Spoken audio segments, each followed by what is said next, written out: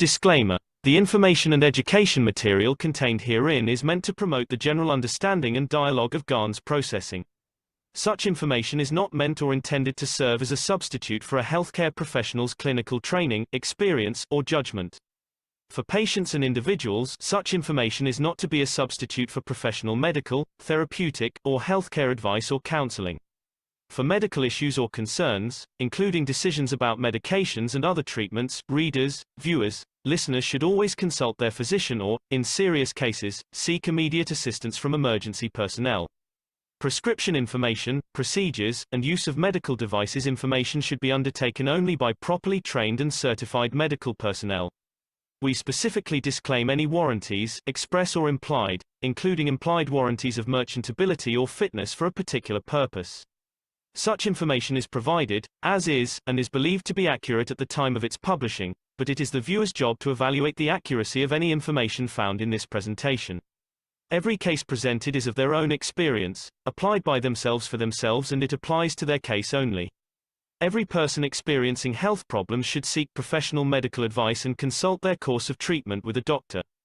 The processes of plasma balancing described herein are a natural process which supports the body but does not replace medical advice or therapies one is already subject to.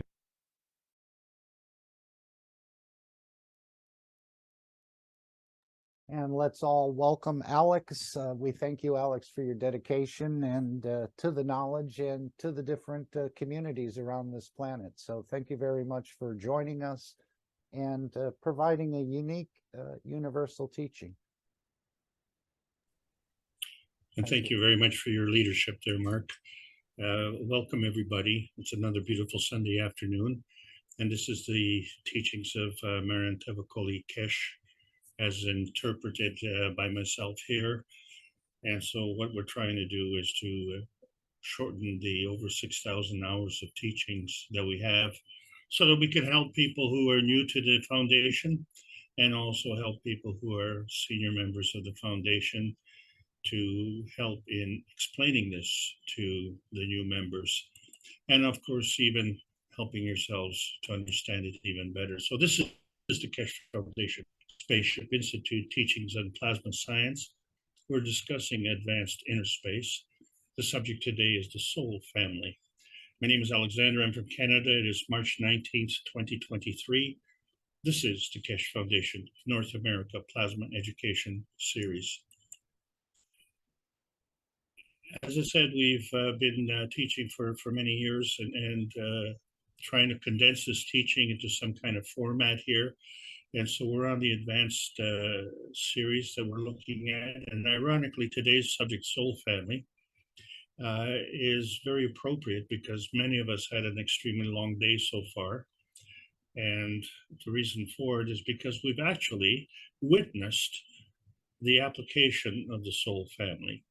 And so it's ironic that this subject has come up today. And it becomes very important for us to understand how this works, because in our process that we're searching for outer space, what we're really looking is for that little stable pie in the sky. And we actually have it. It's a little tiny red dot that we call our little tiny perfect universe. But when we look at the rest of the universe, we find that not only is it massive, but we know so little of it. And so we try in the 3 books of Mr. Kesh, The Universal Order of Creation of Matters, we find the combination of the plasma field forces. And this becomes our magnetical connection. And then we look at book number 3, The Origin of the Universe. This becomes our gravitational stability, the creation of our souls. And what is the connection? And so that's book number 2, The Structure of Light. And that is the link between the magnetical gravitational field forces. So in this process of trying to understand this technology, we have to understand that we're on a planet. And before we got here, the planets themselves had to get here. And as a result of that, the planets are positioning themselves. And so they're all in a specific location, and the paths orbit around the sun and don't cross over. And we see that. But do we understand that? And the reason we have difficulty understanding is because we don't see the overlapping fields, the plasma fields, And in fact, when we look at the particular planet, we're only looking at that small piece of the pie again. And we don't see what has caused that positioning and the reference to the emotion of positioning, which causes those planets to be there. And then we totally ignore the fact that the position of the planets is that small spot in the orbit around the sun. So the orbit around the sun is this immense sea of the emotion of knowledge. Because obviously the planets have that. That's how they stay in their orbit. So they don't seem to be as confused as we are. And so when we try and understand this, we have to understand that we came to one of these planets. And so why did we choose this planet as opposed to the other planets? And as a matter of fact, how did we know to choose this one? And how did we know not to choose the other ones? And maybe did we try and we had a rude welcome there? And so we decided to find a planet where we would be welcome. And so we found Earth space. And we forget how we found Earth space because in our physics, we're restricted by the speed of light. And so when we look at the reference point of the speed of light, we extend that to the rest of the universe. And so we see that distances are measured beyond in light years. And we find that this is a failure in terms of reference because of the limitations that are imposed. So what we're trying to do in the plasma science is to transcend the limitations of nuclear science. And so the plasma science does supersede the nuclear science. And one of the reasons for that is because we're talking about creation. And so the most important thing for our creation, of course, was the Earth space, because it's on the Earth space that we have our man space. What we ignore is that inner space of creation. Excuse me 1 second.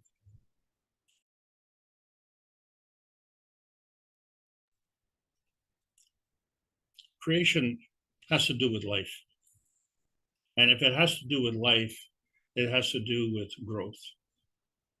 And in order to do that, all the things that are combining in that energy have to deal with a positive energy that is feeding that growth. And one of the limiting factors on this planet is ignoring morality, compassion, and courage. These are all factors in part of creation. And when we're looking at the basic science, that is not part of the criteria, is it? So what we are talking about today is families. And so we're part of the sun space family, aren't we? But the sun space family is part of the Milky Way. Are we concerned with that? And then there's the solar system family. Are we concerned with that? And then there's this planetary family. Beyond the fact that we're on Earth, do we care about the planetary family? And some of the planets have moons. And so there's a lunar family. How is that different from the planetary family? And why didn't we come to the lunar family?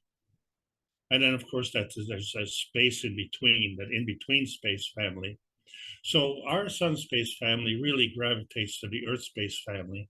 And so we're part of that family. But as we're trying to understand this, we have no proof of outer space. We keep talking about it, but when we want to conquer it, but we have no proof.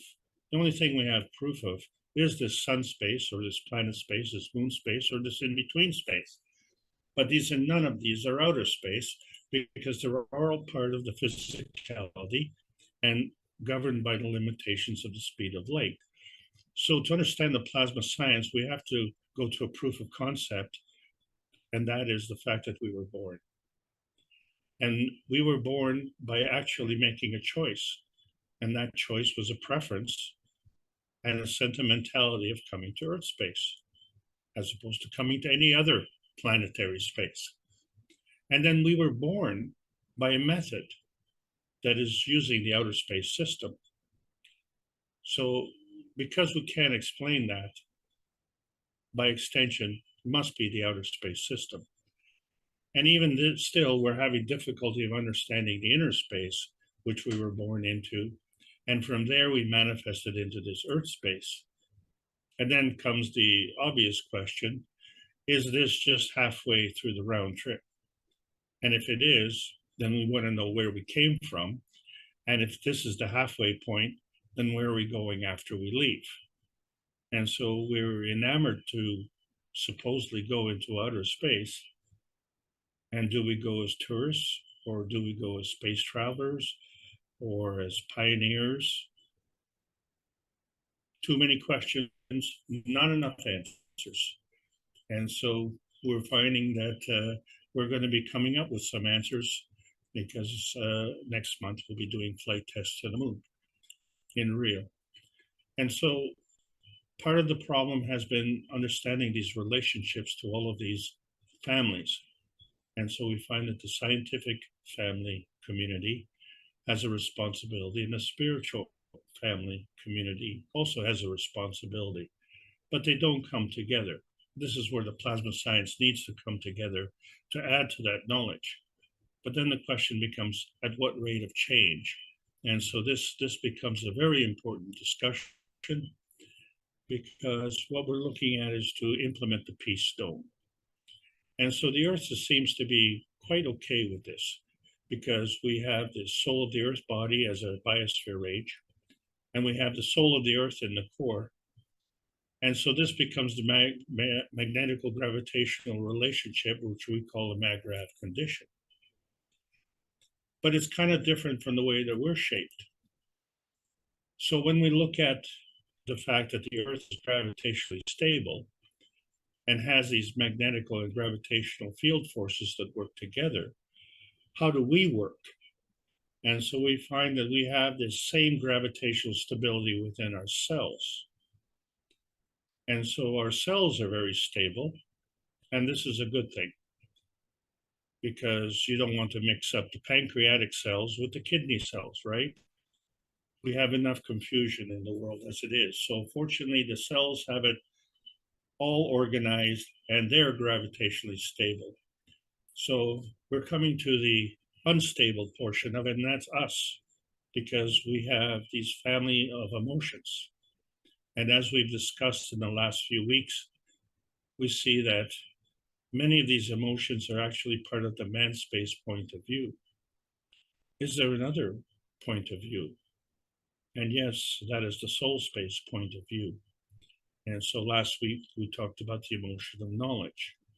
So this is the knowledge that we're born with. There's no school for this knowledge.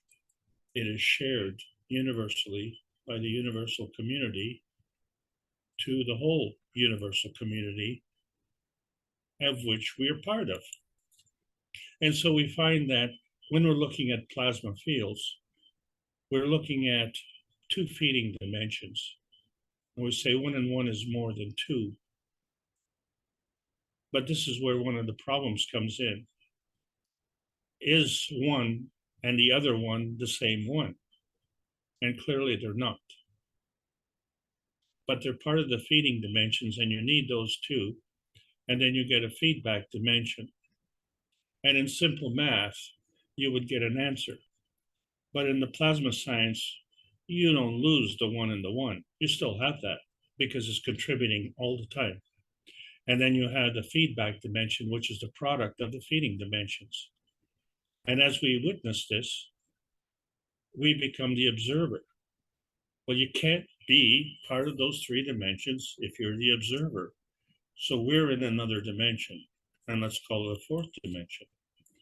And so this becomes the problem of the discussion today, because our 3 dimensions that we've identified, the soul of the man, the soul of the body, and the soul of the cells, well, that's good. Those are the 3 dimensions. And from our man space point of view, that takes care of the emotion of vision, the emotion of position, and the emotion of presence. But it doesn't take care of the emotion of knowledge.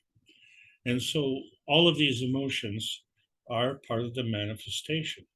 So the manifestation is not just tangible or physical, but it's non-tangible and also non-visible. So all these plasma feedings lead to a manifestation. And so therefore, even the emotion of presence is a manifestation. And then the emotion of position is also a manifestation. But the emotion of position is determined by the reality dimension. Well, what is that dimension? That's that point between the launch field and the target field. And what field is that? Well, that's the field of choice, isn't it? And so when we're talking to newcomers and people ask you, what is plasma? And can you please tell me in 35 seconds or less? Well, you better be ready. Just tell them it's a kind of energy state. And there are different kinds of energy states. So it all depends on your point of view for the purposes of the discussion. And so all of this teaching has to do with us understanding our earth space. And we have to use that to find our inner space sequence. This is how we open the gateway to outer space. And it's pretty important because that's what the purpose of life is. And if that's not important, well, nothing's important. And so we repeat the plasma rules so that we understand that energy states can increase or decrease by at least an order of magnitude. So imagine if you could climb up the stairs by an order of magnitude, you'd be jumping 10 steps at a time. I was pretty proud when I was young that I could jump up 4 steps at a time. But the thing is, the higher energy states feed the lower energy states. And so you go up and down the stairs. But there are energy states that are catalytic. And so they're different from the other energy states which go up and down. It's all part of the creation or part of the natural decay. But when you're in a catalytic state, you're a non-consuming. And we have the best reference for that, and that's our sun, because it gives us energy all the time. And now with the plasma science, we've been able to replicate that. And interestingly enough is that the transfer rates of the energy from the sun are very high in the plasma state.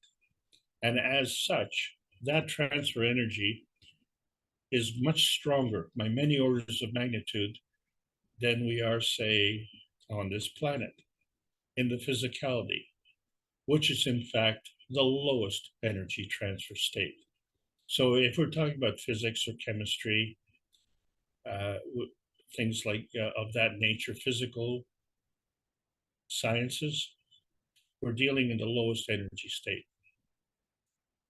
Electricity is a case in point. That's one of the lowest energy states. So when we look at the plasma exchange of energy, that would be the highest energy state. And it has a different characteristic. The plasma can absorb fields, and plasma is a barrier of fields.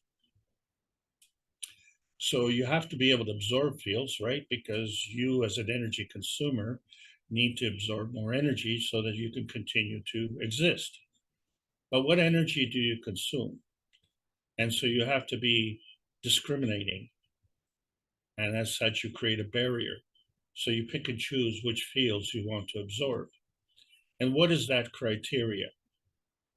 And so we find that the plasma is bound to the ethos of the universe.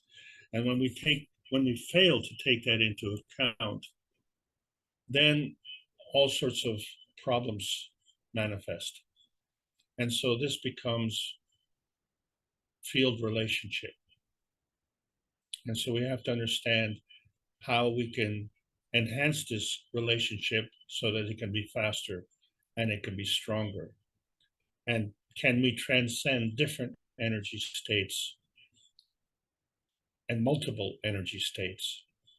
And so as we look at our Earth space, we found that that's kind of energy state, but that energy state is gravitationally stable. And as a result, we found that our inner space is also gravitationally stable. So the implication clearly is that outer space is also gravitationally stable because it's bound to the ethos of the universe. So the ethos of the universe would become very stable. And so one of the things that we look for our stability in our society is to have a common purpose. And so that common purpose usually surrounds a family. But what do we mean by a family? So we could have a family as in parents and children, or maybe we can be a flock of birds, let's say, or a crop of, say, vegetables. But then we have different interpretations and references. We can be in a gang, or we can be in a herd. And that kind of identifies a species, doesn't it? And then within that, you could have a team. And so that team could be a specific school, let's say like a subject. And from there, that can become a breed, a specific breed. Or you can have a band, like a music band, and then create a group. And that group could be representative of a culture. Culture is a different kind of common purpose. And so all of these families, if you will, these old gatherings are bonded together by friendship. And that friendship gives us strength. So there's a lot of strength in and through association. So that's what the common purpose is of all of these things, is to have some kind of association. So if you're not part of these families, the reason is because it doesn't enhance your association. And so we find that that's one of the problems that we have on this earth, because although we're all part of the earth and we all want to come to this party on earth, the thing is we have politics which break up our party, if you will. We break it up into nations. And then we take the nations and break them up into political parties like liberals and conservatives and Democrats and Republicans. Or sometimes we have some kind of new reform party. And then, of course, we always have that deceptive party, the rhinos, and then that other party, that pity party, which a lot of people take our boo-boos that we have on this planet in terms of physicality and use that as a badge of honor. Do you really want to, say, have a physical disability or a health issue or an addiction as a badge of honor? Why do we keep gravitating to that? It's because we don't understand the universal family and how it's created. The universe exists from energy, and energy is always in motion. And so if it's in motion, it has to go from somewhere to somewhere. So that means all things are in combination. So in order to identify if it's coming or going, it has to have a charge. So that charge represents energy in motion. So that charge is positive or negative, but energy is always positive. And so what we need to understand is how this energy is formed. And so that energy in itself becomes a family formation where we see in the universal order of creation, we're talking about matter, dark matter, and antimatter. Three different aspects coming together in one family of matter. And so, as we said, with respect to the charge, that governs our strength, whether it's an emission or an absorption strength. And so we refer to it as a magnetic or gravitational relationship. And we can change this relationship through the speed of rotation, the speed of the movement, the strength, and the direction of the movement. And so in simplistic terms, we say, well, when two forces come together, but the implication is that two forces could be like two armies coming together. So we want to differentiate between the universal harvesting, which is self-enhancement, and the Lush harvesting, which is self-consumption. And so the difference has to be, in the universal harvesting, there's a relationship of some source to the individual you. You are part of the process. And when we talk about self-consumption, that's a relationship of some individual to the individual you. So clearly you can see that the universe is of a higher field strength than some individual. And so that's the relationship that we used that allowed us to choose our planet. And well, first we had to see that planet. And so how do we do that? So fundamentally, the gravitational energy is binding. But as we said, some people like to lie, cheat, steal, murder. And this is all loose harvesting at the expense of others. And so they create this false reality at the lowest energy level. And I say it's a false reality because it's the product. And we only come in where we say 1 and 1 is 2. That's not the way plasma science works. You have to look at more than two forces come together. It isn't just a flash or a glow or a glitter or an explosion. There's more to it than just profit. And when, as we see in many countries around the world, they're not forecasting profit, they're forecasting recession. So what does that mean? Are we having confidence in losing? Or lack of confidence in creation? Or are we having a lack of gravitational stability? And where does this come from? So if we're limiting our choices, that means we're accounting for some things or discounting for some things. And so it becomes an arbitrary decision. And that's where we get the difference between the blasts or the bountifulness. Or is it just a genetic defect? You know, oh, it isn't our fault. So when we look at the principal field matter that comes together, we find that the PM ticks are the magnetical feeding. And as we've seen on the cover of book number 1. And that is an energy parceling unit, which is contributing to the Maggrav field, which comes together from the binding energy of the principal, transition, and convergence matter. And that is converted into the plasma matter. Well, that doesn't explain why we came to Earth. And that doesn't explain why we didn't come to, say, Mars. So there has to be some kind of feedback. And so what we've identified is that we have a field interaction from something, and that is the field of inertia. And so the inertia field that allowed us to come here was fed back to us by the Earth space field. So that Earth space field was way stronger than the Mars space field.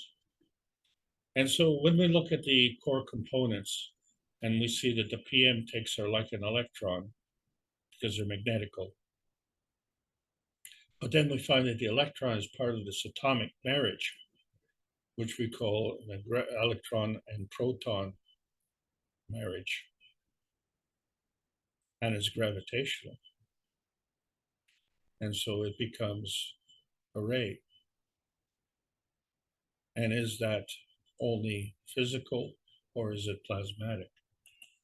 And so when we look at the fundamental principle of the twinity, we find that the speed of rotation of the plasma of the electron is dictated by the amount of the magnetic fields which are transferred from the large twin plasma of the proton.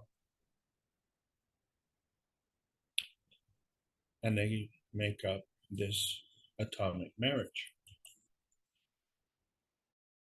Well, we make up marriages also. And so the basis of the marriage family is not genetic, except for the fact that it would be a marriage between two humans.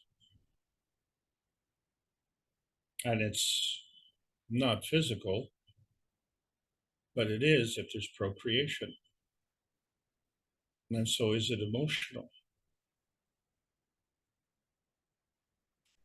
Not if it's temporary.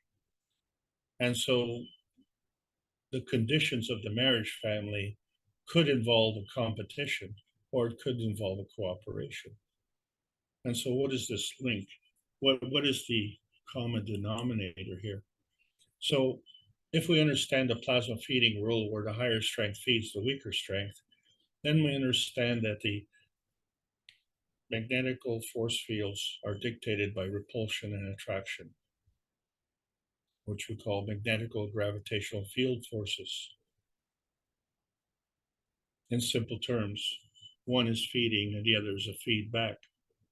And you have to have this relationship to know how to turn it on or how to turn it off, or to increase or decrease it, change the strength. And when you do that, you can either enhance or diminish the positioning. But the thing is, something has to make these choices. And the fact of the matter is this is not something we can delegate. You are the last man standing. You have to make these choices. And so we depend on things, for instance, on things that we can see, and we discussed this in emotion or vision. But that doesn't just include what we see, it includes what we hear, what we smell, and what we taste. And so actually, these are all feedback visions, aren't they? So what are we feeding? And so there's energy that comes to us. And our soul is positioned at the crossroads of where these energies come. And at that point, we have a plasmatic symbiosis. And so what is symbiosis? Symbiosis is when 1 and 1 is more than 2. And so this binding energy comes in, and we see clearly when we look at the earth, we find that the earth is bountiful. And so in order for it to maintain its maggrav condition, it has to be able to attract and absorb more energy. And it does this gravitationally. But in order to maintain that energy, and so as not to explode, it has to repel and emit energy. And it does this magnetically. And so that becomes an elevating energy path also. And so the combination of these two is constituting the maggrav feeding dimension, where we see energy is coming in and more energy is coming in, but at the same time energy is going out and more energy is going out. And so this all becomes part of the energy transmission family. And so we see that there's some energies that pass right through us, such as gamma rays. And so there's some kind of deficiency. And now we understand why on the physical level we have a lowest energy level. But that doesn't mean that that is bad. What we're finding is the opposite. We're finding that this is an additional feature that we have.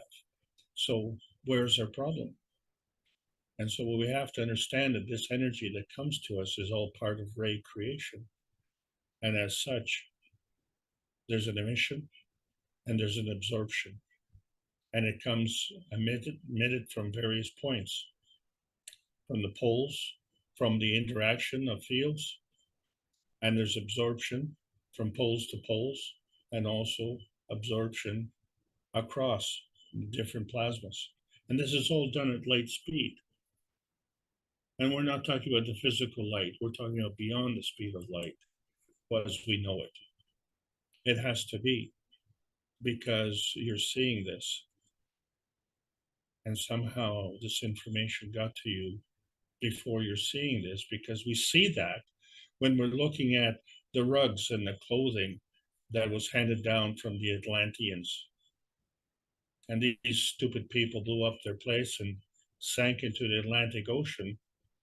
And so we're smarter than they are, except for the fact that they have this organized presentation of the 64 triple base codons of the DNA and the RNA. And so we've seen that in the art and culture of the Mayan community and the Persian community. And there's a big fat ocean in between. And we're trying to see how is that connected. And then the fact that this was way past in our history, and how are we connected to that? Well, that becomes our historical family, doesn't it? And so it's a good thing that we have this connection, because it gives us a family reference where we can bring information and knowledge into our existence. And so energy is transmitted, and it has to transition various energy levels. And somehow it gets transmuted from there to here across this point of existence. And in all cases, it's a reference between the plasmatic reality and the physical reality. And what would really help if we could make some kind of family reference, because the references that we're making have all kinds of deficiencies. So let's say, for instance, we look at the periodic table of elements. That's a family. And we have these ganses that we're looking at. And so we look at the amino acids like hydrogen, carbon, nitrogen, and oxygen. And then we look at these things like copper and zinc, representing the physical and emotional enhancement. And then, of course, the iron, which is gravitational anchorage resting in the blood. And of course, the silicon, which is the gravitational anchorage of the planet. And then we have these mediums like sodium, magnesium, potassium, and calcium, which we call salts, which facilitate the transition of energy between these various energy states. And so we identify these families of elements, but they have isotopes. And we're going to be talking about that in the future much more. But the family of elements represents a stable number of protons. That's the atomic number.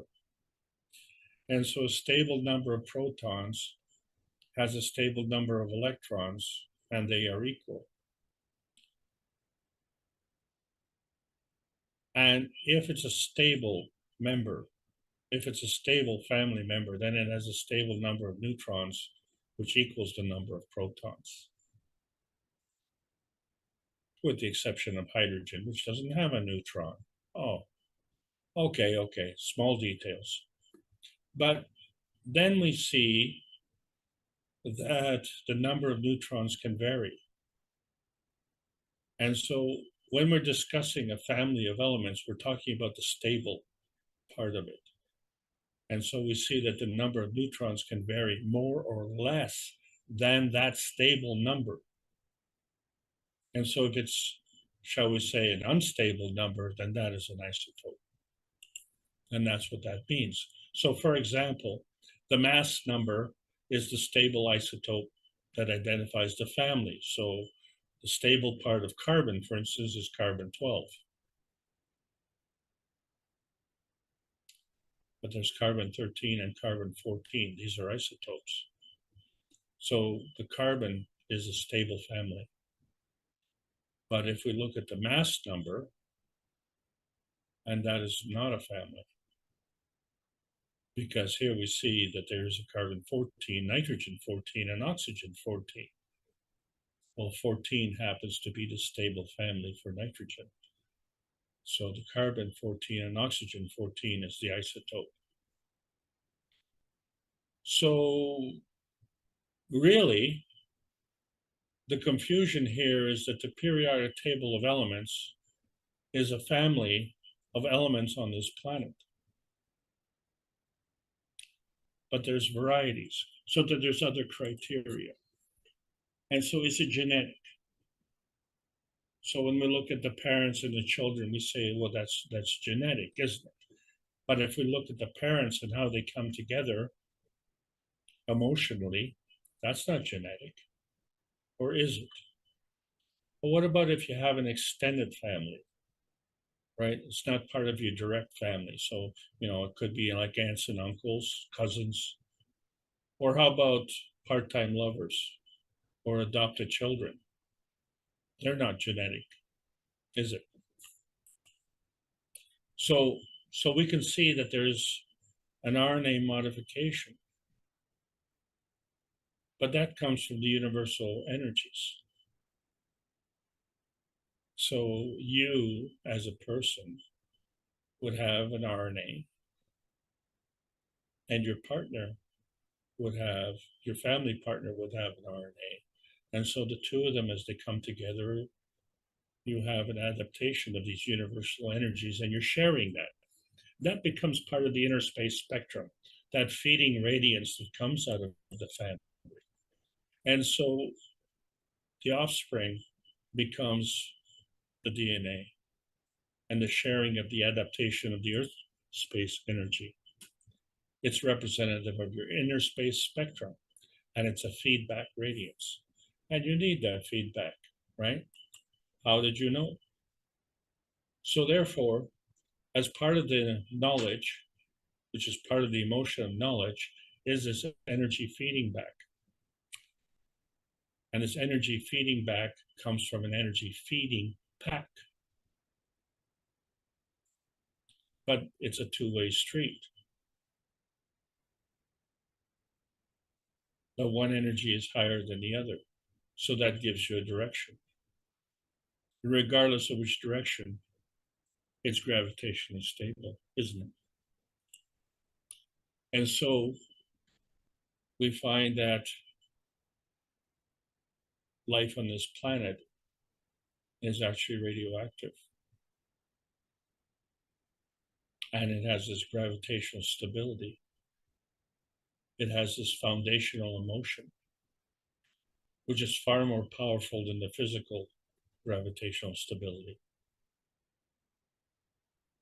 And we've measured it. It's a lot. It's over 14 times a nuclear bomb explosion that we call Hiroshima. That's how much energy each of us has. It's a lot of energy. And so this is part of the inner space spectrum feeding that we have. And we contribute that to our families.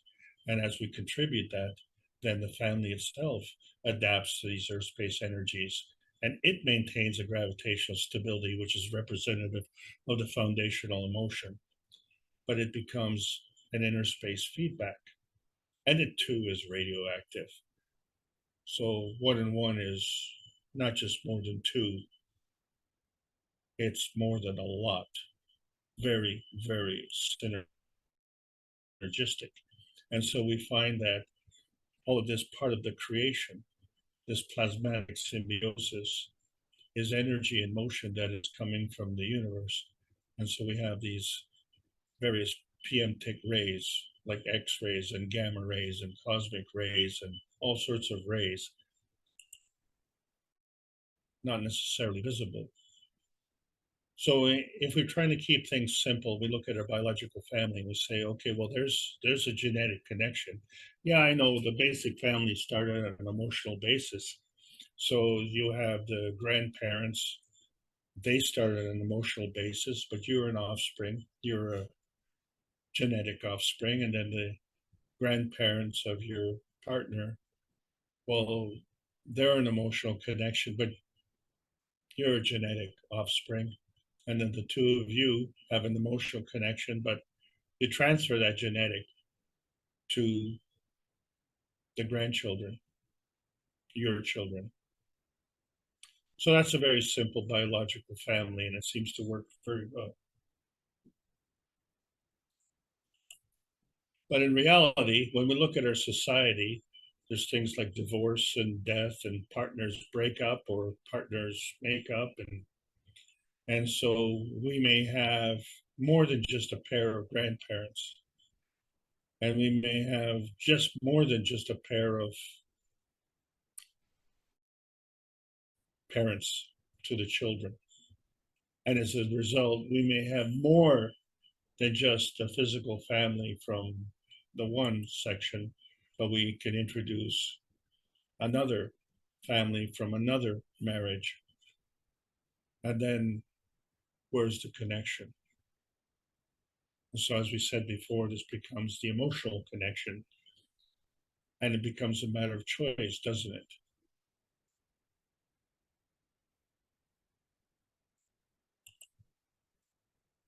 Well, we're all part of this human family. That's our species, isn't it? We're part of this planet. We're the human family on this planet. But you know, there's vertical families and horizontal families, right? And then there are genetic families.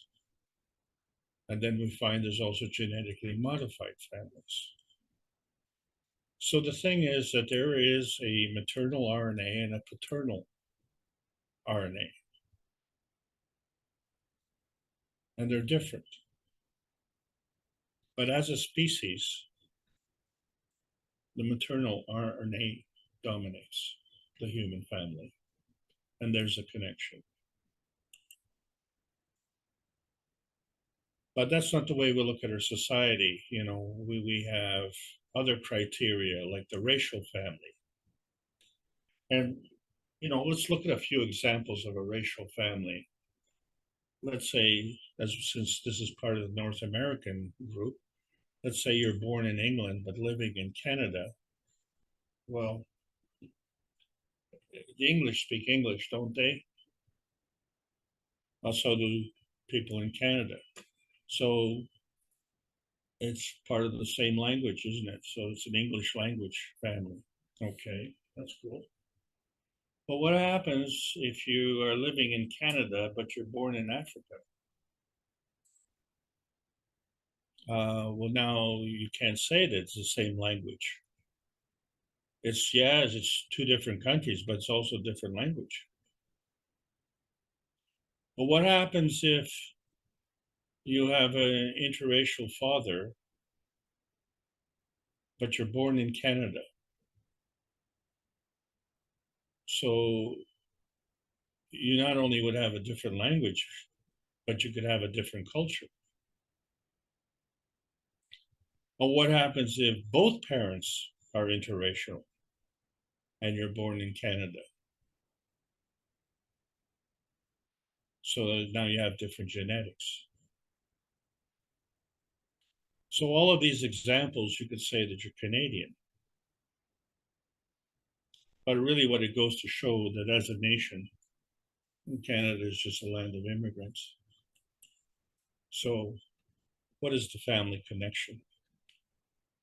So as we say, genetically, the maternal RNA is the main connection.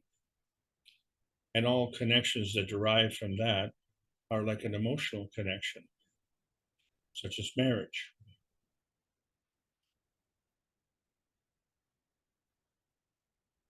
Who are you? You are your soul. And so that becomes a species connection. Well, which of these family criteria decides your family and your family connections? So let's look at the plasma family. And so we see the physical construct of a glass bottle. But we know that the physical construct of the glass is a plasmatic substructure. And inside that bottle, and we can see right through it. So yes, it's physical, but we can see right through it. It's transparent, and we can see the GANs inside. And yes, that GANs is physical, but it's plasmatic. And it has its own energy. And as such, we have this hole in the middle of the GANs. And what is there? It's nothing. It's vanished. It's not just transparent, it's just not even there. And so there's something that is feeding, and what we're looking at is the feedback.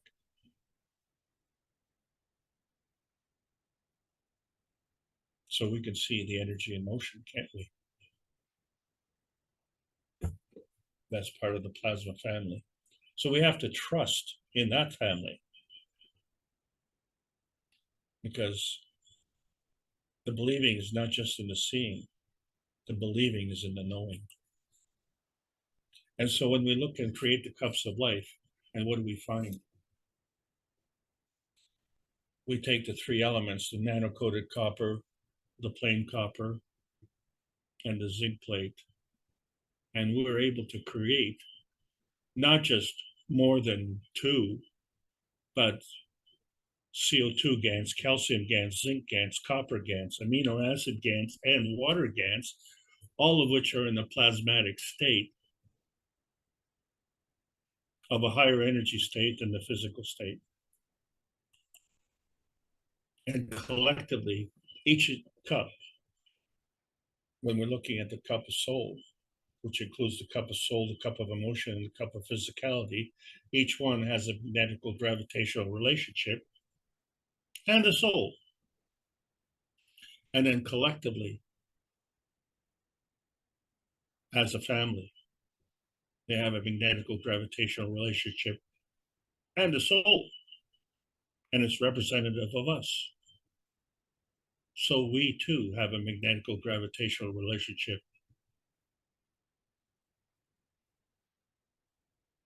with our souls. Because there's a plasma interaction. It's this emotion of knowledge which interacts with our emotion of vision. So our emotion of vision is the energy that we get and the vision of what we see with respect to the feedback of our environment. And so that becomes our point of dynamic plasma manifestation. And so now we understand how the Earth got here first, because we see that there's a twin rotation of the twin hemispheres, and these rotations are in opposite directions. But when we look at the Earth space, it has a gravitational stability, only rotates in one direction. And the sun rises, therefore, in one direction and sets in another direction, and does this reliably day in and day out. And we're very grateful for that. Thank God for gravitational stability. We need some stability in our life, because in order to maintain that stability, we have to understand that the sun, in order to maintain its stability, has to have these twin plasma suns, which represent energy in motion. Energy in motion that's a two-way street. And so when we look at the energy in motion of the sun and the energy in motion of the earth, and we say, well, the path down the streets of energy in motion are all equal. Well, wait a second. The sun and the earth don't seem to be very equal, but yes, they're both gravitationally stable. So we really have to choose this equality reference point. And so we have to see that the energy that it comes in and is converted and then is manifest, that manifestation becomes this inertia conversion. And we'll talk about that more next week. And so this reality dimension that we can't see is this covalent bond dimension that is between the plasmatic spectrum and the physicality spectrum. And we know it's there because we can operate in these two dimensions, and we've already seen that. We not only have the GANs as the plasma and the glass as a physicality, but we have this hole in the GANs, which clearly is physical, but it's not there. So there's more to it. There's this dynamic plasma relationship. And so it all comes from this inner space point within this inner space field, and then transmits out and around, but doesn't stop there.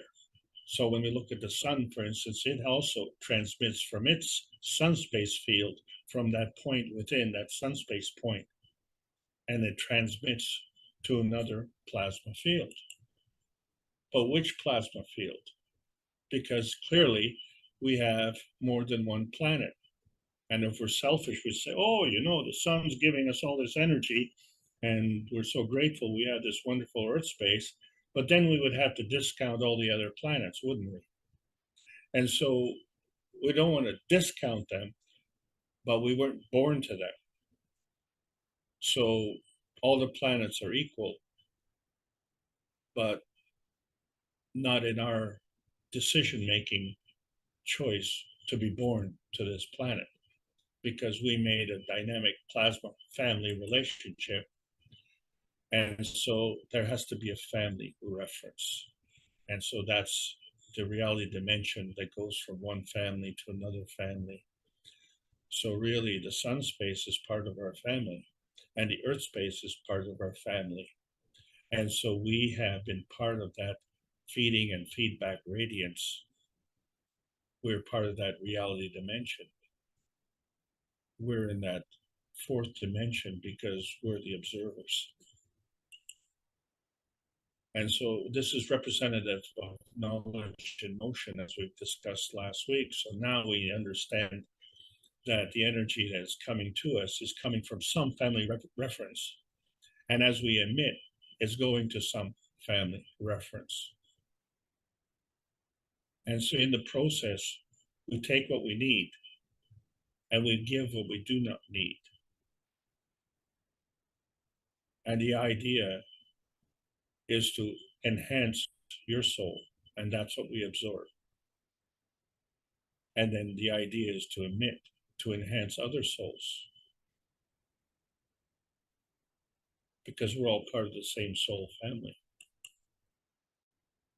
There's a communication. When you look at an organ, and let's say it's a pancreas, and you have a tumor, it's a disruption of communication, isn't it? And it's just a part of that organ, isn't it? But that organ is a family reference.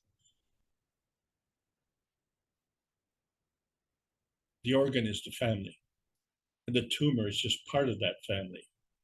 So in some cases, you just cut out the tumor, right? And in other cases, well, why don't we just cut out the whole organ? Maybe you have two, like you have two lungs or you have two kidneys. Can't do that with the heart, right? You only have one heart. So, there's nothing wrong with the lung. It's perfectly healthy except for this little tumor. So we'll get rid of the tumor, right? Because it's kind of the black sheep in the family. Well, it's part of the community. If any member of that community is sick, the whole community is sick. So it's not a cancerous tumor, say on the organ. You say the organ is cancerous. The whole community is sick. And so as a community, we are part of a soul family, and that's the reference that we make. So on a personal basis, we find all the cell souls in our body are part of our soul family reference. All the souls on this planet are part of the community soul family that represents the peace stone. And all planets and all part of the solar system space is part of the universal community. But not only, it extends beyond there. So what do you want to reference? And so what you reference is what you give and take. And from where does that come? And how do you position yourself? Are you a leader, or do you have to figure out who to follow? So in simple terms, you have to look at your source of inspiration. And so you find that we all are part of the same soul family, aren't we? And we know that because that's in the emotion of knowledge that we get. And who better to teach us than the vertical people families? They have their own families. Not only do they have their own species, but collectively all of these species together make up the vertical people's family. And so they all follow this emotion of knowledge. They have this intelligence. I wonder what school they went to. And so we find that they are answering the call of freedom and emancipation. That call of freedom comes from the soul of the earth. And we find that the universe is emotionally normal. And so the earth seeks this freedom and emancipation. And man can choose his existential adaptation to the harvest of the plasma emotional energy of the plasma universe soul family. So we see that we have a basic problem in the pursuit of happiness. We're lost in space. We have the failure to see our emotional position. And now we understand that we've never launched a rocket into outer space because we don't know where outer space is. But what we do know is that 100% of the souls born here preferred the emotion of knowledge that brought us here as opposed to the street smarts that we need to kind of survive on this place. And so not only are we trying to survive on this planet, but we're trying to survive in the rest of the universe. And we have to follow this emotional position map that is governed by the magnetical gravitational fields, which are a feeding radiance and a feedback radiance. And our position there is the reality dimension in between, and it's a two-way street. So that means if we say the sequence of the souls is the soul of the sun plus the soul of the earth attracts the soul of man, clearly the welcome mat is the missing link. You have to put the welcome mat somewhere. You have to be welcome.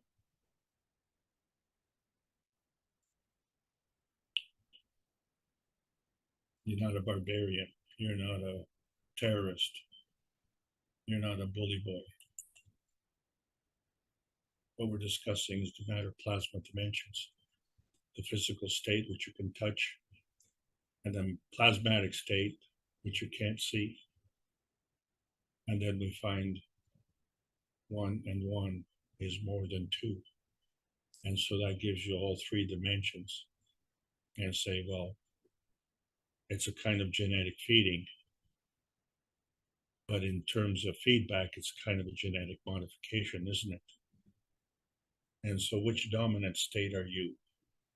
Are you the dominant matter state that is fed by the emotion of knowledge, or are you a common defect denominator that is fed by your environment and its toxicity?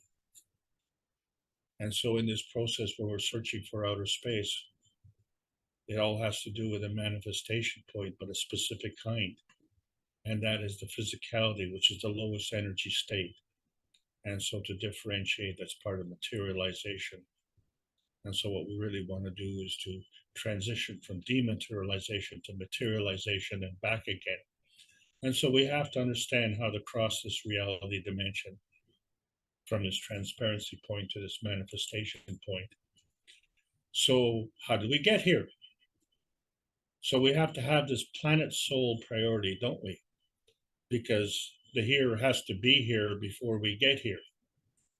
So the soul of the earth has to come first. And it got here because the soul of the solar system plus the soul of the sun attracted the soul of the earth. Okay, well, there we go. Now we have the soul of the earth. But the soul of the earth needs to attract its body, the soul of its body. And so it interacts with the soul of the sun. 1 and 1 is more than 2. Okay, so now that we have the soul of the earth body, let's look at our soul and see that, okay, so the soul of the earth plus the soul of the earth body. Oh, wait a second. I wasn't here first. The souls of the family of man were here. You all are part of the soul of the family of man.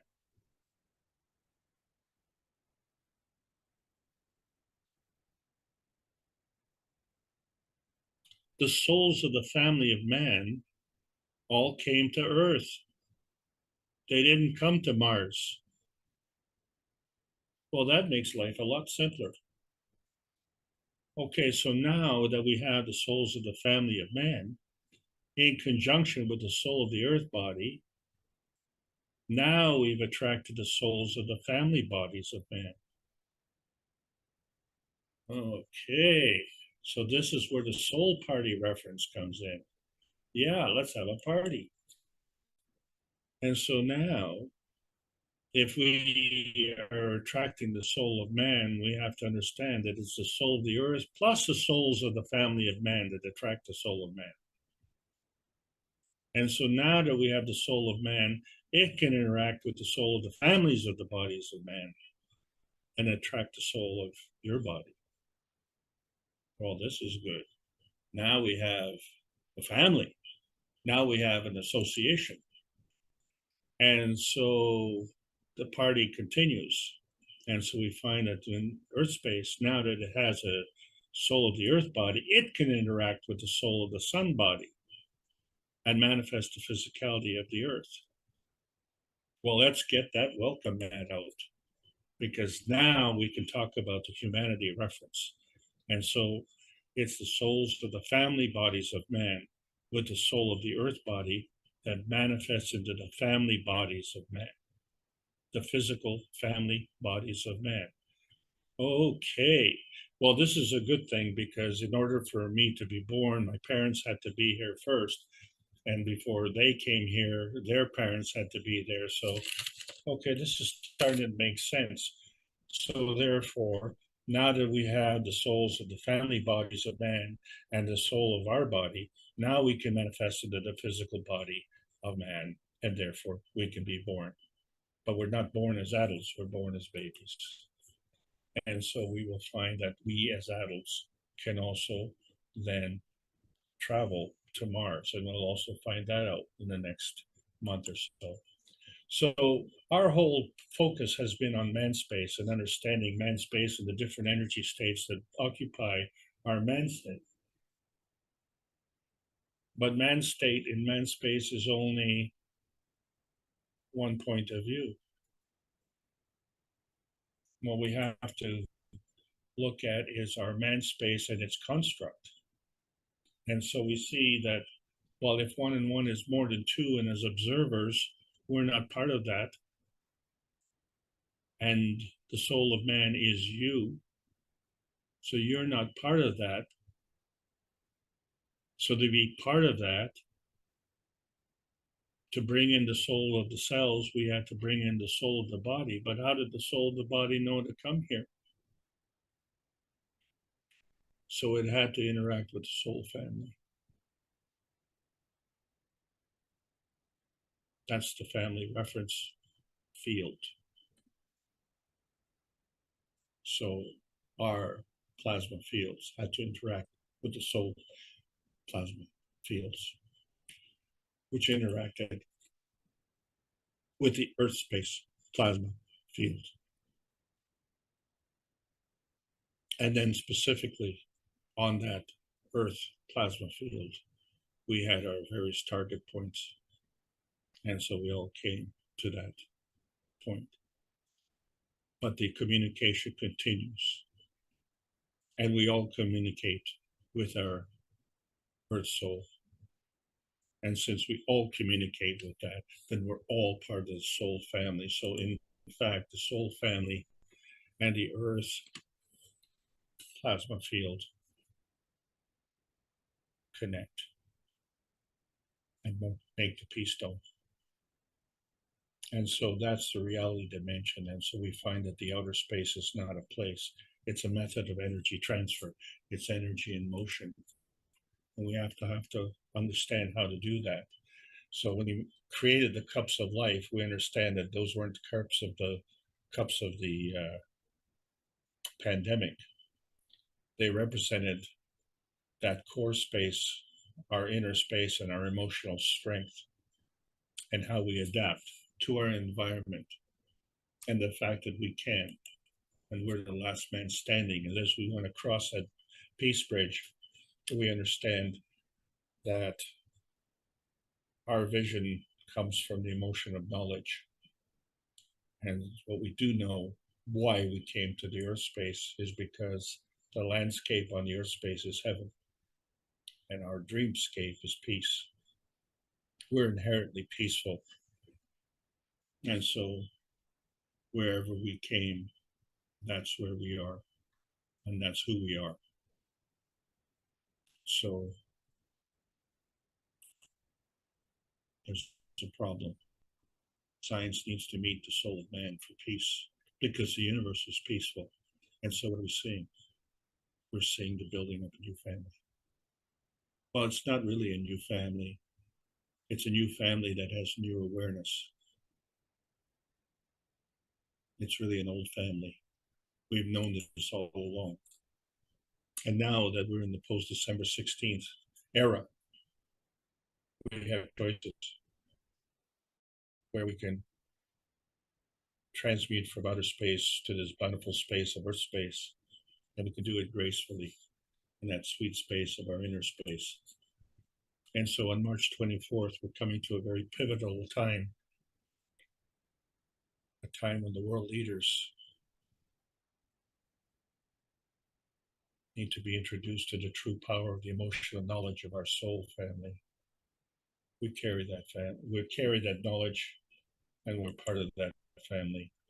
This is the Keshe Foundation Spaceship Institute teachings on plasma science. So we're calling all Earth space sweethearts, make the conscious choice that you have already made in the dreamscape. There's a World Peace Treaty. Sign it. Sign it with a pen, and sign it with your heart, and sign it with your soul, and get others to do the same thing, and understand that the emotion of vision allows fields of life choices free from boundaries or abuse. And so as we follow that emotion of position map, let the universal community be your travel guide. So we see that the earthbound soul family is looking for a physical and emotional gravitational transformation. We all have this emotion of knowledge, and it's a transmutation connection to that manifestation point, which allows adaptation and awareness of that inner space emotional construct that connects equally to the universal broadcast of the inner space of freedom. So this emotion of knowledge, this emotion of knowledge feeding is of the essence of the soul family's morality.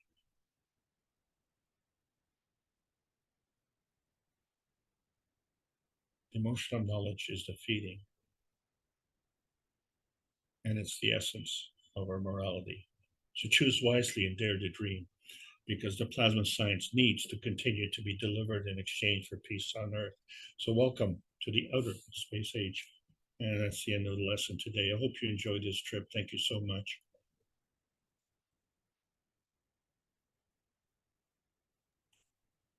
Thank you, Alex. Very interesting as always, and unique as always. Normally, we get to exchange some information or ideas or ask questions at this point in time.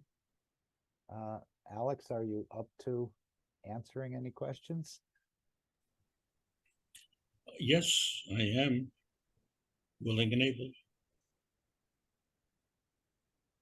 Okay.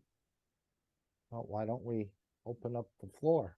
One of the questions before you started, Gail had put into the chat, what are the attributes of a true leader?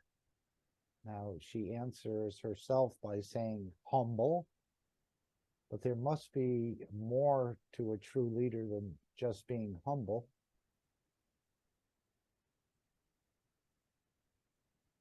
Is that a question you'd like to entertain? I have to entertain that every week because as I do these classes in that position, I am the leader.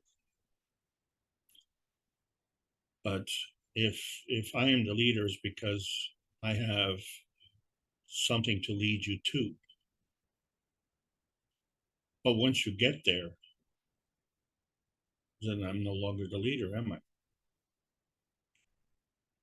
then I'm part of the family. Well, I'm part of your family, but you become part of my family. That's the nature of the family, isn't it? So the whole reason for leaders and followers is to teach, is to show the way. Because we don't have, each of us doesn't have 6,000 hours to review. And, you know, when you look at a typical North American work year, there's 2,000 hours. So we're talking about at least over 3 hours of full-time learning. And do you learn it on the first go? Or, as you see, I try and repeat and repeat and repeat because it reinforces. But also it allows you to see in context all the things that we've accumulated. So we build on it brick by brick. And we're not trying to build a wall of bricks. We're trying to build a building. So you have to look at the scheme and say, well, maybe you're laying bricks, or maybe you're building a wall. But what we want to do is we want to build more than that. And we really have to question ourselves as to what we want to do. Because if we don't, then we have to abdicate a responsibility to someone else. And here's what we know. The people that we've abdicated that responsibility to, and in fact paid for, are dropping the ball. And so it becomes a question, are they dropping it because they're incompetent, or are they dropping it because they are sabotaging? Well, we've come to the point now where we're not the judges. You become your own judge. And so in the process, as you become your own judge, you have to rationalize your misconducts. Well, that's fine, but you have to take care of your own business. And so in your own business, you have to realize that you, as the last man standing, that you don't become that tumor on the organ, because you are part of the community. And if you are the weak link, then you're not holding up your end. And you say, well, who told me to hold up this end? You did, because you were born. You weren't born for no reason. And you certainly weren't born to let other people abuse you.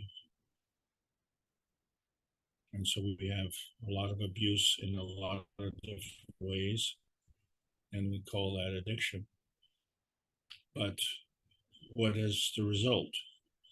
We have three main insecurities: a communication insecurity, food insecurity, and energy insecurity.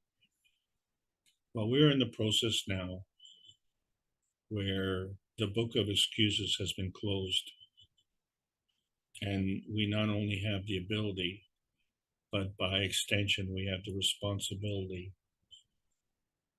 to stabilize that and become gravitationally stable in all those insecurities. And what does it do? It not only enhances our community, it not only enhances our EarthSpace family, it not only enhances the soul family of the EarthSpace family, but it allows us to enhance the universal community soul family. And so if we are part of the universal soul family, then where is the position for racial discrimination? Because clearly, when we talk about humanity, we're talking about the reference to our Earth space. Would we look the same if we changed the environment? I can't answer that question. I can only contemplate that. And if we want to establish a family, by extension, then do we just limit that to our Earth space soul family? Or by extension, could we build a family in conjunction with our universal community soul family? And so we find that because we can retrograde genetic modification for the vertical people families. Therefore, we can do that for the horizontal people families, and we're part of that family. And so these defects, these boo-boos, these physical limitations and toxic accumulations are not to be packaged and carried forward. They're to be, shall we say, emitted and reprocessed, because they're all energy. And so it's not useful to us. So there's no point for us to carry it and bind it, release it, incorporate it back so that others can use it, but not in that physical construct, in the plasmatic construct of energy and motion. That's what you want to do. So you emit what you want and you absorb what you need. And that's your responsibility. We've already made that determination. We already made that deal because we're here. Hello. Over to you. So you said 6,000 hours of teaching in the workshops? Is that what you were? Yeah, give or take a few minutes. And then we have all this, not only listening to it, then we need to understand it. We need to comprehend it, and we need to apply it. So that's Yeah. quite a monumental task. And he says he just barely cracked the door open on this knowledge. Well, I've got my hands in the crack there. I'm pushing the door as hard as I can. The light is just getting into the hallway. Yeah. Would someone else like to come in here and ask or raise a point, share some knowledge you understand? And you always say, Alex, how did our soul get here?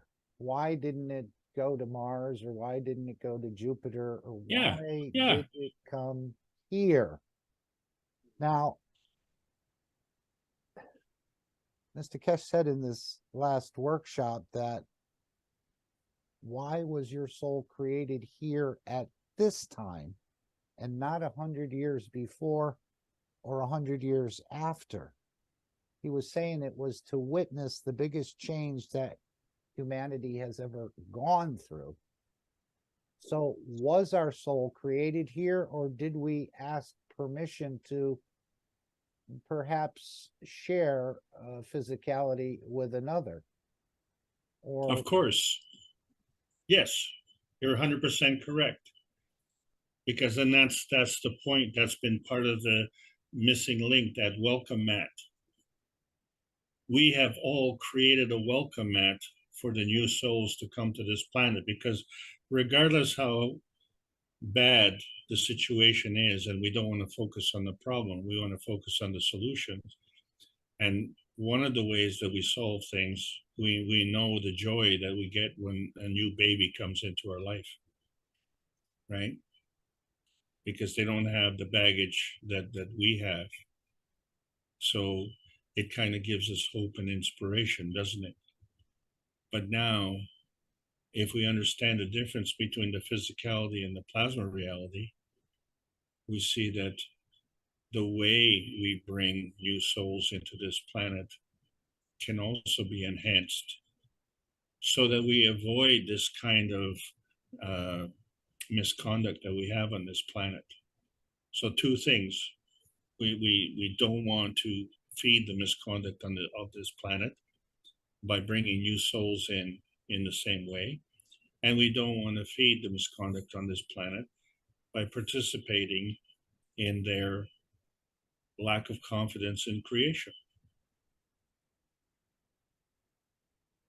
So we have to trust. We have to have confidence. And that confidence needs to have proof of concept, doesn't it? And that proof of concept is beyond seeing is believing, because you didn't see yourself being born. You didn't see the baby born. You say, well, yeah, I did see the baby born. Well, no, you didn't, because you didn't see the conception, right? Oh, did you see the glint in daddy's eye?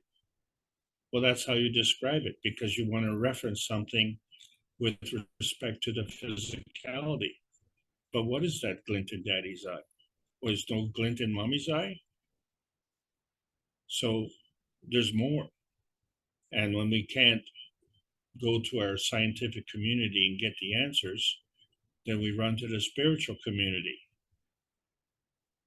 And all they do is heap guilt on us. Like, we're the sinful ones. Well, if we're so sinful, why would we want to be born in sin? That doesn't make any sense. If I have a choice, I am choosing between,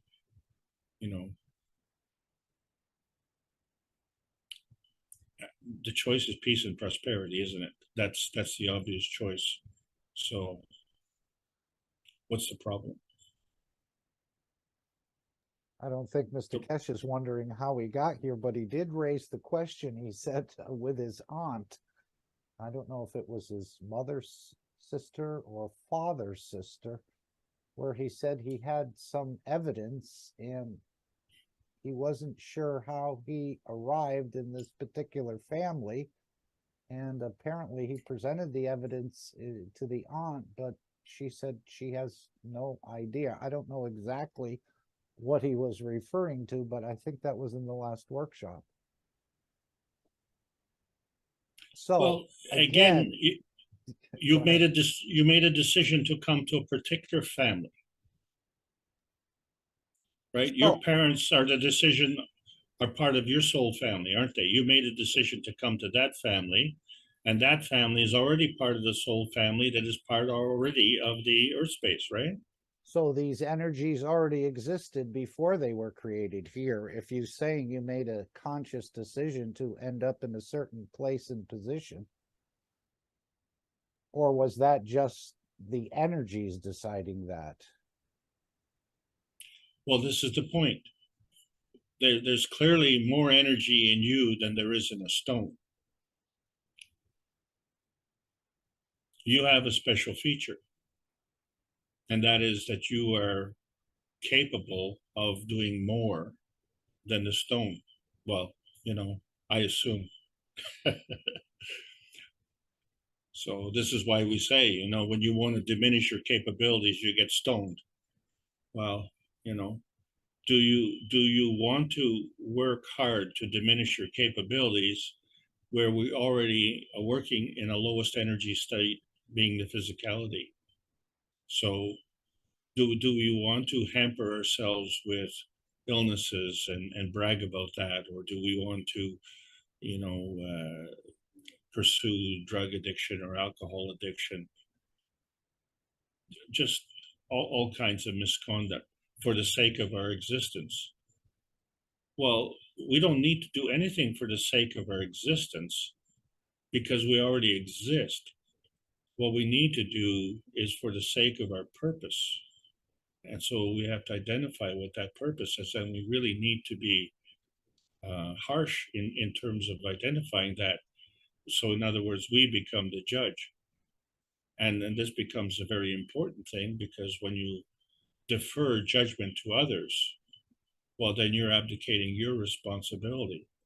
And your proof of concept is by looking at, the physical space around us.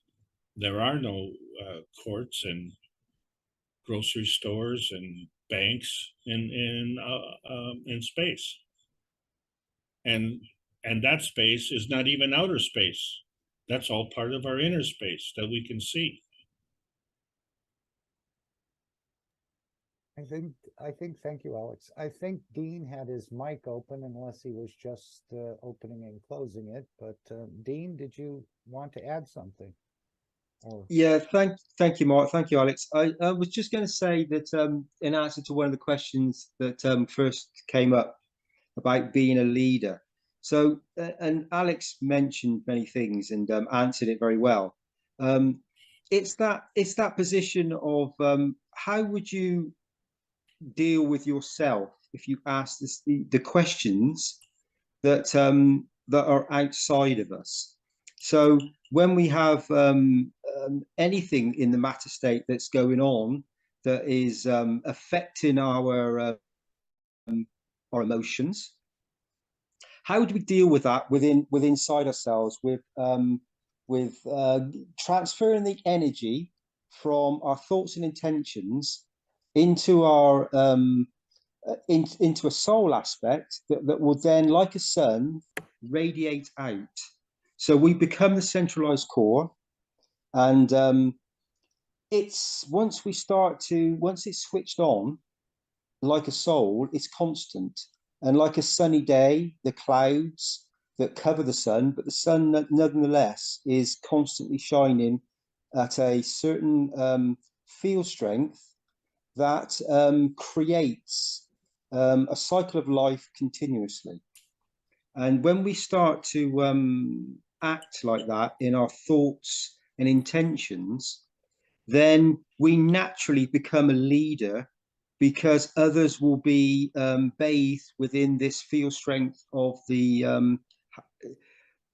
energy flow of the essence of what the truth is and what the beauty is that we all have within us.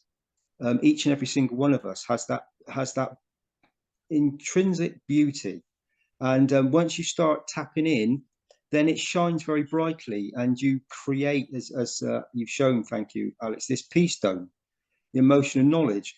So at the moment, I've been making some. I've got some material that very kindly Joseph managed to collect for me, and now I've now started.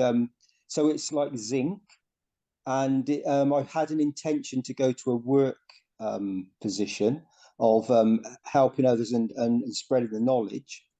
And there's been many transitions on how I was going to use this material. So to turn them into a tool to teach the knowledge. And at the moment, for whatever reason, they've been turned into like a figure of 8 rolled around itself, so that it folds back on itself. And it's continuous from one side to the other. And so one is magnetical and one is gravitational. However, it flips, but it's continuous. It continuously is in motion. And then I have the thought, shall I turn this into a, shall I nanocoat it? Shall I open up molecular structure? Shall I create the space gap and add the energy flow? Or shall I use the energy flow of the soul to interact with the metal and create the space gap and create the sphere around it, and then pass on this this knowledge and this sharing to others with the sole intention of the first twist of the material, which was zinc wire, that will bring about a condition like we were speaking about earlier on, where somebody's new to the knowledge. And the interaction is that the soul has brought them into a position to be present.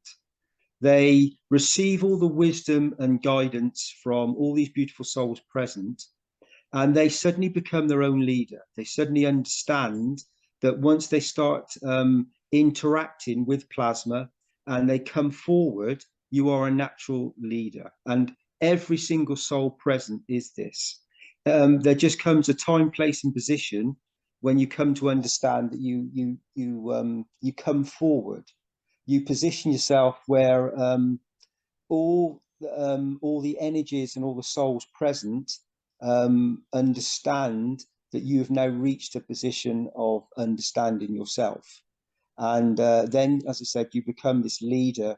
And whether that leader is in the physicality for other souls, the leader of men, or the leader of animals or plants, or all the beings present, or whether it's for yourself, it's all the same thing. It's coming forward and shining very brightly and interacting in this, again, the words on the screen, the dynamic plasma interaction. You become those fields. You just emanate it and give out. And it's very easy once you step into that condition to, and it's the small things. It's the real little things that you do, that the first instant you think it, the other souls that are present in the moment receive that gift, and they interact in that moment with you. You create the field strength. You become this bright shining star. You become a leader, and that then goes out into the fields that are all around us, because everything's a plasmatic field. And when it's touched, as soon as the thought goes out, it has this incredible ability to connect with everything and everybody. And when we stay in that position of that, we suddenly start creating little things. Like it could be this thing that I've hold in my hands right now. However, the thought and the intention that I put into this suddenly transmutes in, and it grows. The plasma, the sphere around it grows, it expands, and then this gets passed on, maybe physically, but it could also be intuitively on a soul level, where the other soul will receive the energy as I've thought and spoken the words, and now I'm acting upon it. It's that all the teachings have been speaking about this many times, that when you do all three and you connect all the dots, then you start creating a new cycle of life. Not only within your own sphere of influence, inside yourself, and so all the plasmas within inside yourself start to connect with everything, and they start vibrating or start interacting. They start receiving informations and field strength that enhances. And then when you speak or give to another, in any shape or form, with this thinking, speaking, and acting in the correct manner, the ethos of the universal flow, which is what the universal family are here to establish and to share with humanity, then we tap into it, and then we start feeding others, and then we start feeding ourselves as well. And that's when you can feed yourself and become the leader of yourself, and have that thought process and that peace process within inside yourself, then it expands out, and it touches others in, as I've just explained, in all ways, in the physicality and in on a soul level.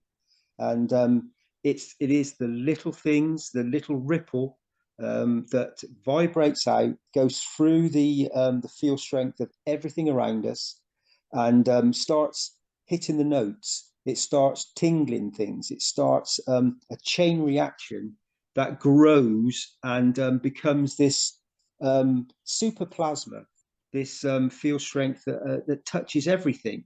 And it all starts from the smallest little plasma you could possibly think of, because that is the same as a universe. So this is why the little things are so important, and I've come to understand that very recently in everything that's going on.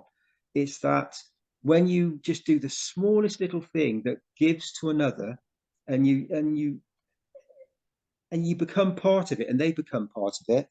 The expansion, the enhancement just is felt across the universes, felt across your universe, the universe you've touched of the other soul, and in the physicality, and also on a dynamic field strength of a soul level, which is unlimited, which goes back to the whole of creation and the creator. And that spark of the creator is within us. It's you, it's me, it's everything. It's in every dynamic plasma you could possibly think of. It's the field strength of emotion. It's the field strength of physicality. It's a field strength of every interaction that we can imagine, and that we can actually physically touch, but also magnetically, gravitationally come to be with our interactions of being present in the moment. And that is you become that reactor that starts interacting with all the other gaseous elements if you're in in this particular environment, and you start this completion and like the odors and all that are interacting. Mr. Kesh said that there's an old odor for the universe. So in a matter state condition, in a body with our nose, we would smell this on a physical level. However, I've experienced this, and I know that you can experience this on a dynamic soul level. The soul smells, it doesn't have a nose.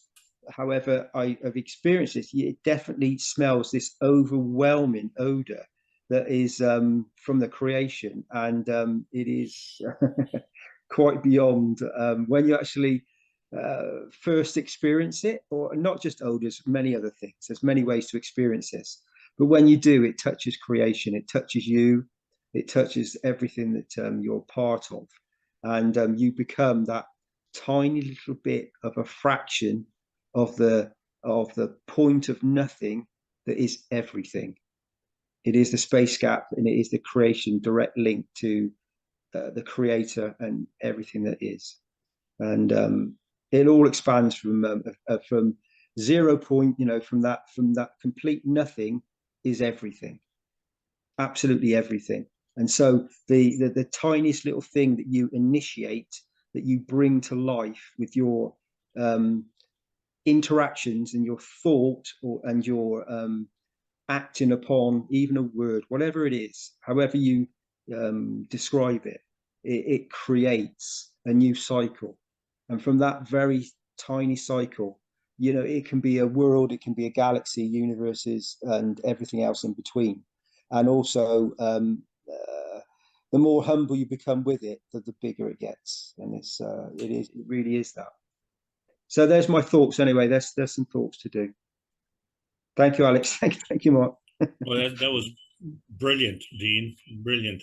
So what I've been trying to discuss today, when we talk about leadership, is when I was born, or when you were born, you weren't first, and you weren't the leader. There were at least 7 billion people on this planet before you were born. And that's the number of people who were on the planet when you were born. That in no way is accounting for the number of people who have already been here and left. And so when we look at that tally, it would be, well, has anybody added that up? So it becomes an astronomical number. Well, isn't that appropriate adjective, astronomical? Yeah, it's a massive number. So, we seem to be amazed by the presence of 7 or 8 billion people, and then we say that it's a lot of people. Well, yeah, it is a lot of people, but it certainly isn't overcrowding. We have so many things that we need to do, and we have only contributed massively on a misconduct basis. So we have to undo that. So whatever we had for this generation and the previous generation, we need all those bodies to clean up. And then we need another group of bodies to be able to advance beyond there. So we're all in this predicament where we come as babies, but we grow up into be adults. And as such, not only do we come as followers, but we assume the mantle of leadership, each in our own way. And the fact is that we're all equal. So there is no someone more equal than others. We're all equal because we're all feeding off the same energy that is being dispatched by the soul family. We're all part of the soul family. So it just becomes a question of what do we determine as the boundaries of that soul family? Well, I think we've firmly established the boundaries as being without boundaries. Thanks, Dean. Thank you, Alex. Yeah, wonderful. But it is it's when you actually start to take on board some of the things you've just spoken about, and you actually operate, you function in this way, and you get touched by the plasma in physicality. Obviously, as a soul, we've been positioned here, and we came here with in a aspect ratio of let's say a numbers game of countless numbers of souls present across the universe. We decided to come to this particular place, time, and position, and be present. And we could have chosen anywhere. We could have been anywhere at any point. You spoke about 7 or 8 billion people, souls, but even let's just take a beach. Let's just take let's take the actual the beach itself. The actual sand particles on one beach on planet Earth. There would be trillions of souls present on that beach, and then within that grain of sand there's another universe, another constellation of souls. So we can look at it from many different ways, many different perspectives of physicality, and then when you start to understand the souls, the numbers are beyond what we can comprehend. So and that's just one aspect. I took a beach, but it could be anything, literally anything. And if you go into a position of a thought, which is a space gap, so within that thought, if you open your eyes and look in your environment right now, and then have a thought, and within that thought, this creates. So it's like it's floating, it's there, and it's creating, and it's in its own sphere, and it's now a creation, and it's expanding, and it's creating another condition, another universe, a new cycle. And that thought is now within the sphere of your home or wherever you are now. But then if you expand it out, you can then send that thought off to grow and become part of a much bigger totality. It could be the thought that reaches the other side of the planet and initiates another soul to have a wonderful thought that then creates something that could enhance mankind. This thought could also then transmute and grow and transverse the whole of the universe, the whole of the unicos. It's all from a just being in the moment, being present, and creating. And there's so many ways to do it. It's unlimited. And when you suddenly actually I don't want to say think, but when you actually create the thought, then you understand how unlimited it really is. There are no limitations. So create well, enjoy. Thank you, Alex. Yes, I think Jacko wanted to come in. I heard him tooting his horn, or maybe that was just the call waiting. He may not be able to open his mic, but he did have it open momentarily. Um, in the meantime, Ike has put into the chat, is it possible that with all these universal knowledge Foundation is teaching, everything we have here on Earth could be duplicated in space and out of space as plasma versions of what's already existing here on Earth?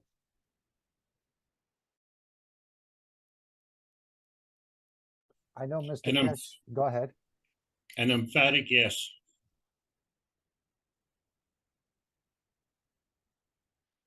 I remember Mr. Kesh at one point in location saying because of all the trillions and trillions and trillions of interactions that have happened on here on this planet, and again, this was at one point in location, he said we could not replicate it. It's almost an impossibility. But there are planets that are similar to ours, where we'll actually be able to, well, I mean, similar in fields that we could manifest ourselves as a man in that location, but there are not many places like that. That's what I recall. Anyone else? Go ahead, Alex, if you had something you wanted to add to it.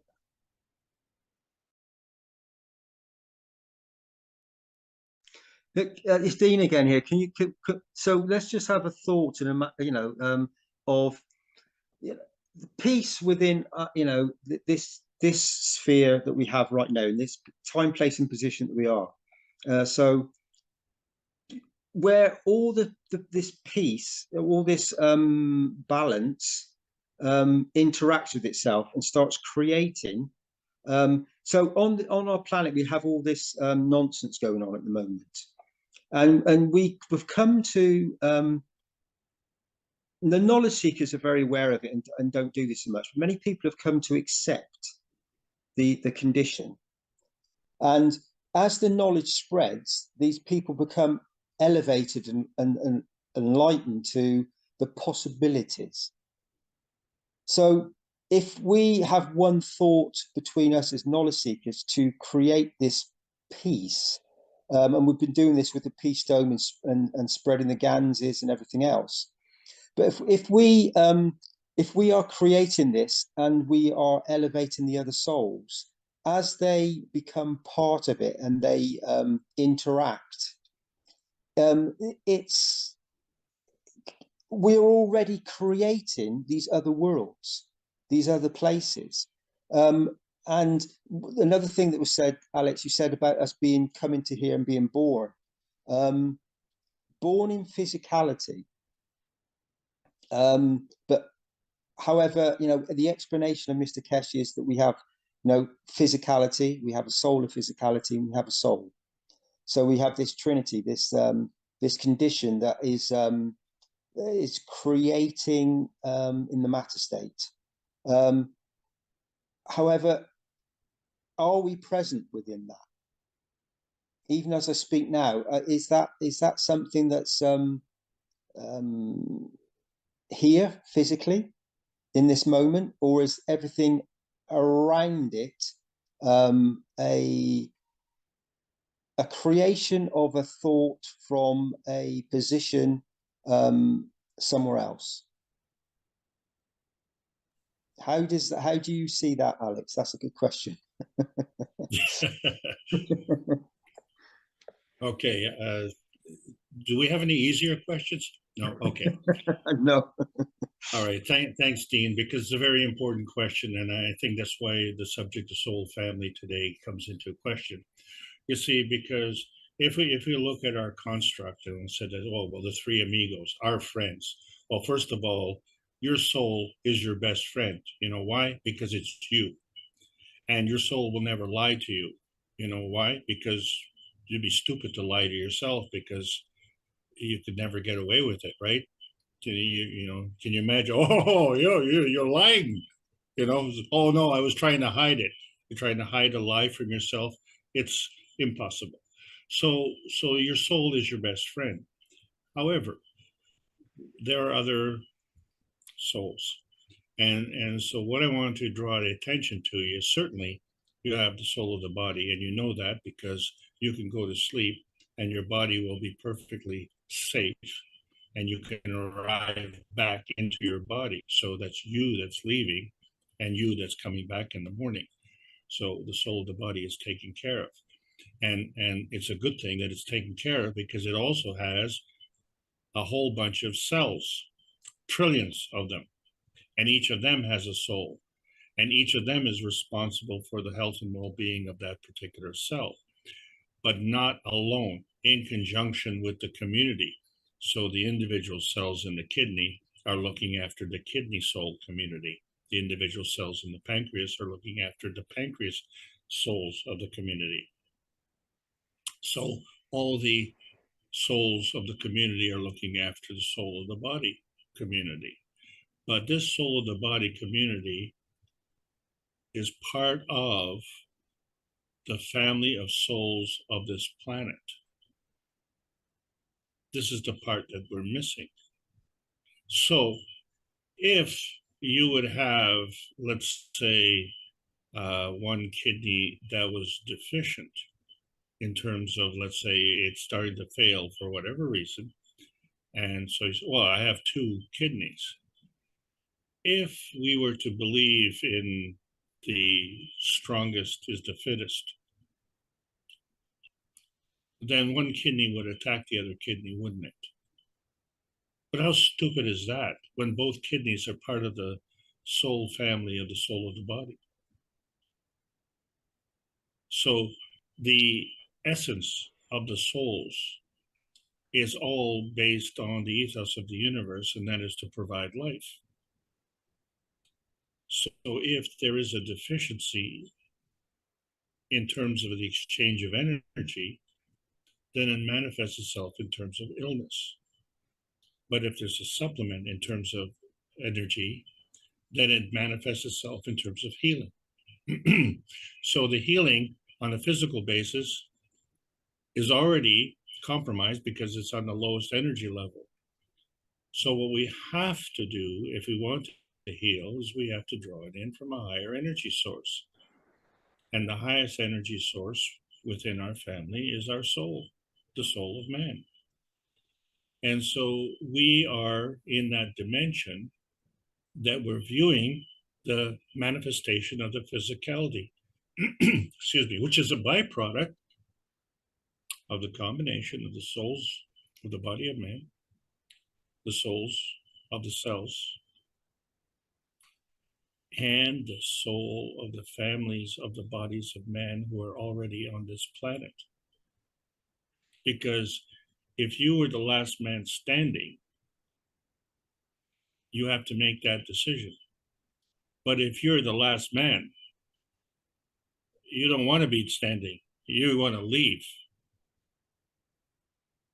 And so by association, by being part of that family, we have this urge to stay here. It's not exclusively our decision. It's in context. It's in reference.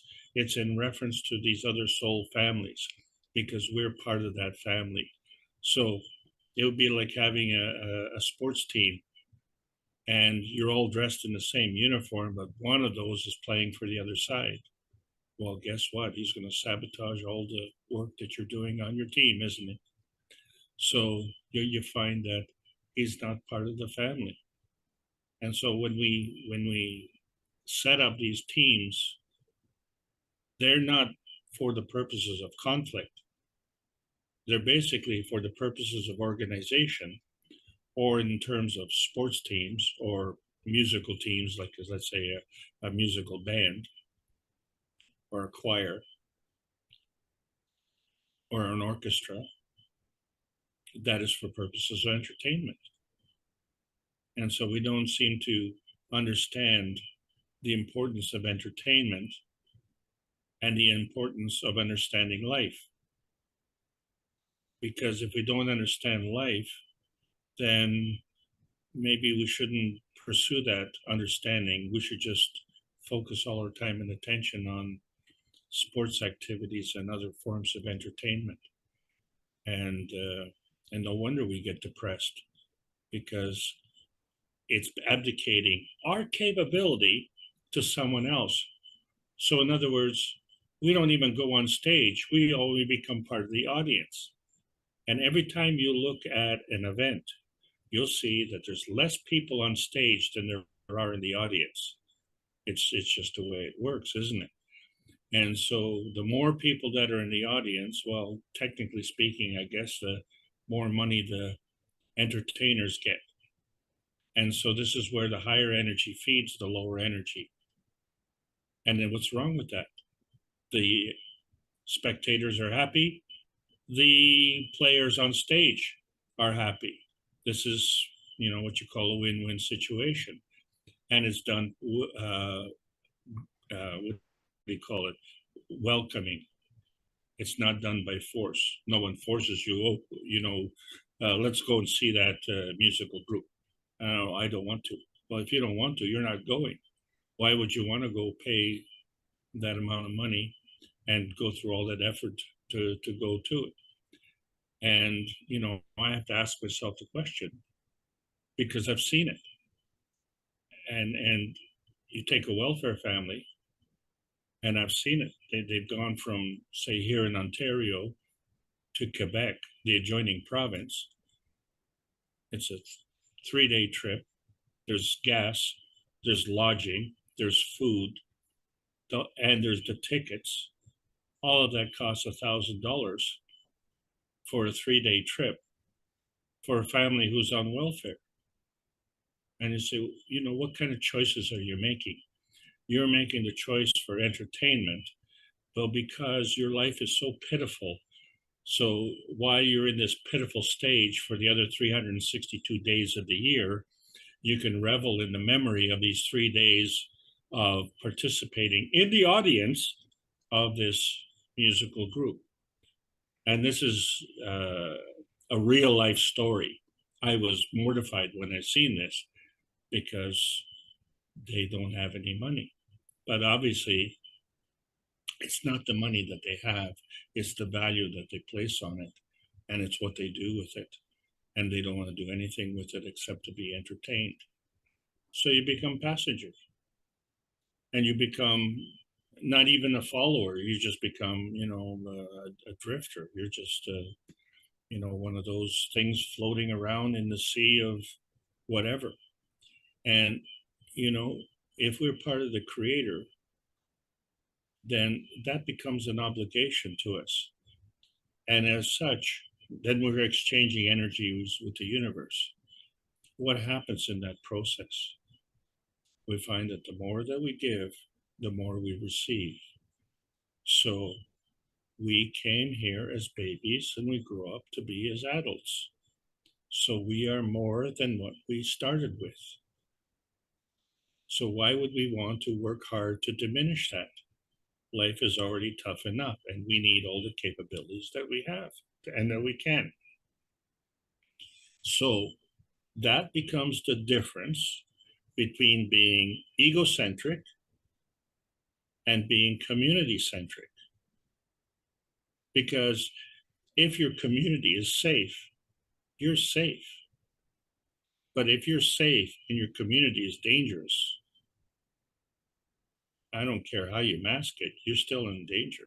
And we are all in danger because we have a bunch of irresponsible people who are running around still loose, and they're becoming more and more desperate because they are clinging to this lowest energy state.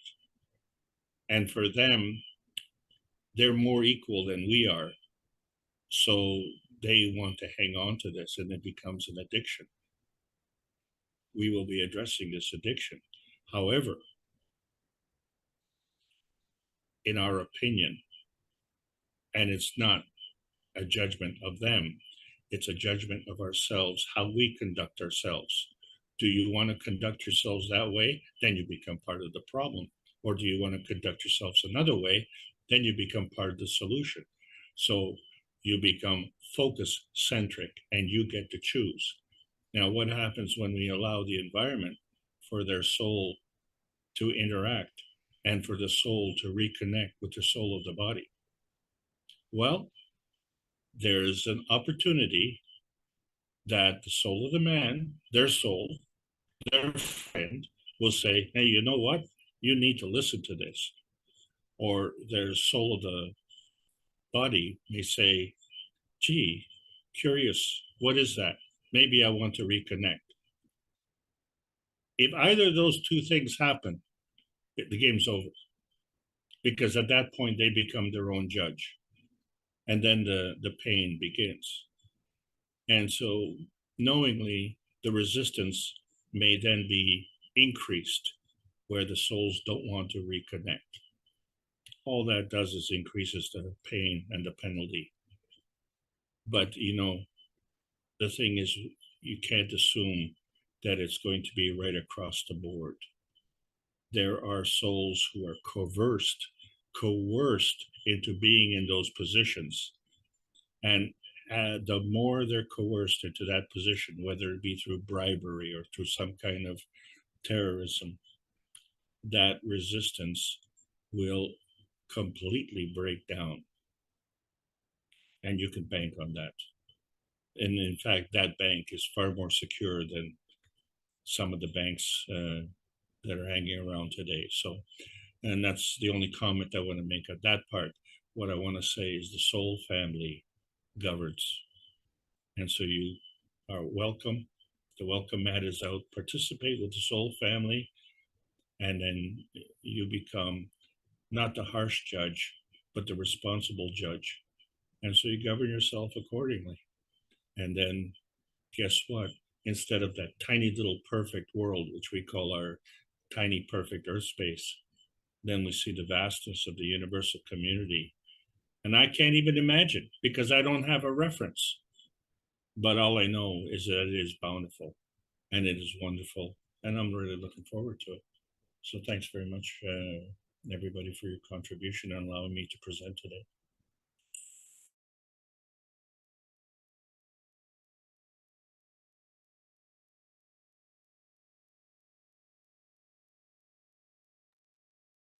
Anyone else have a thought, a comment? Jacko, let's see if you want to come back in.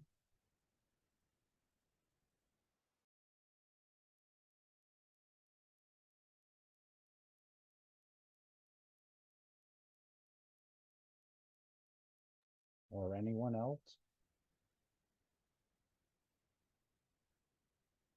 Again, important to join us later this month. Actually, I think it's this Friday, isn't it? Yes, it is. And Mark, if I could just add one more thing, please, because a lot of us have had a long day because of the significance of the meetings today. And for those who weren't in attendance, what transpired was very significant because we did a poll and we found that there was this consensus. And you know, when you go to an election, you know, you try and get over 50% majority. Well, we had a consensus that was pushing between 70 and 80%. It was outstanding. And so what it means is that each of us was there individually. We all had our private IDs, our private connections, but we had a consensus, and that was the soul family in action. So today was a great day, and we needed to see that because Friday we're going into the big leagues, and we have to go into the big leagues. We have the ticket. Thank you.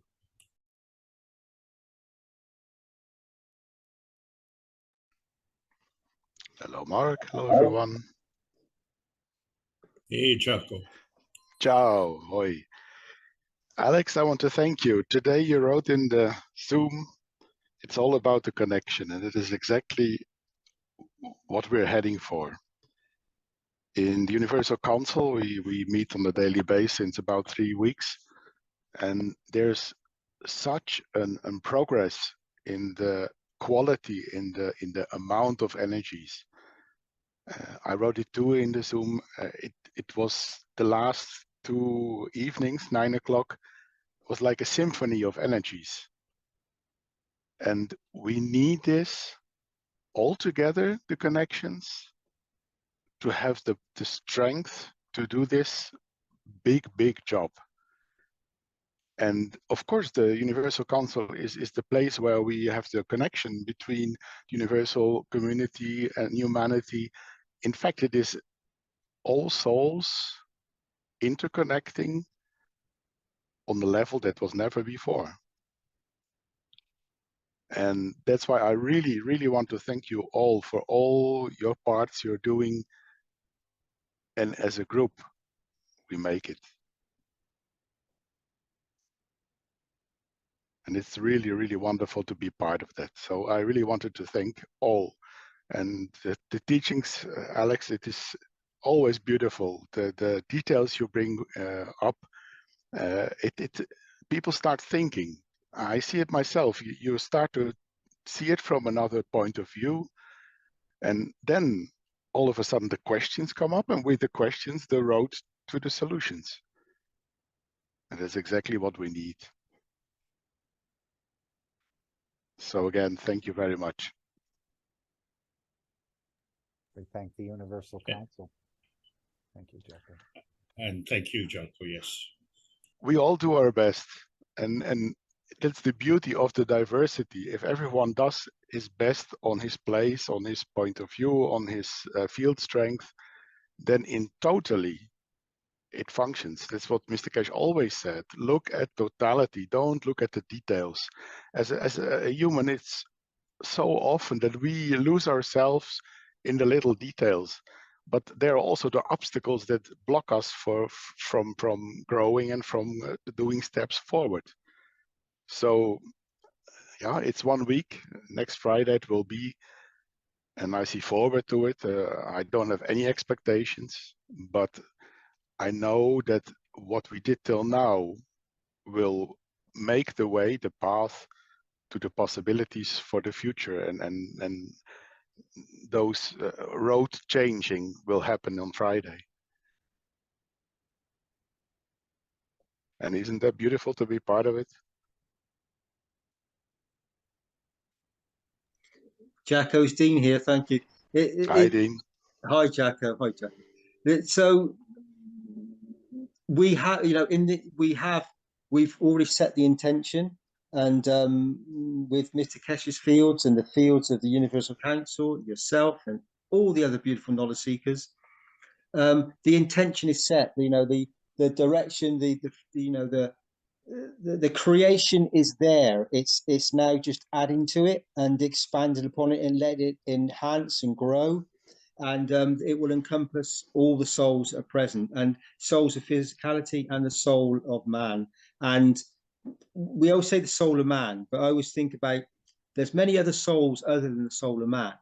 Yes. There are many other souls. So we use this terminology to teach man. However, Mr. Kesh's and this knowledge is reaching countless other souls in many other physicalities and other dimensions that are present with us. And all these souls are in a position to give to this this particular event that's about to take place, like all the other events we've had. And you know, from that very first initial thought that was from the creator, bringing Mr. Kesh present onto the planet, and then becoming, you know, being that magnet that is then given us this, all of us is drawn us all in, and had us experience plasma, and from that tiny plasma, we're now in this position where about to we have created a field strength to elevate and give to the souls what we expect of the souls that that lead or govern us in physicality. However, we're going to be touching them on a plasmatic condition of the soul level, and we're going to explain to the soul as a leader of ourselves, what we expect of another soul and how to act within our environment to bring a balanced peace in the physicality of man. So it's going to be a very monumentous and beautiful moment. And we already have this field strength. The Universal Council has positioned it and put it forward along with Mr. Kesh. And it's been added to by all the other souls present. And it's unlimited, and it can't be stopped. It's the universal flow. It's given unconditionally, and it brings about a balance. And it's like it'll deplete the energy from the other source. It will just it'll be, because it's very humble, it will go to the other source of energy and say, from a very humble position, this is what we expect, and it will draw out all the energy from the other one that has been taken. It's a very simple process. Thank you. Yes. You remember last December when we were together in Linz? It started for me already 2020 when it was the first time in the design center.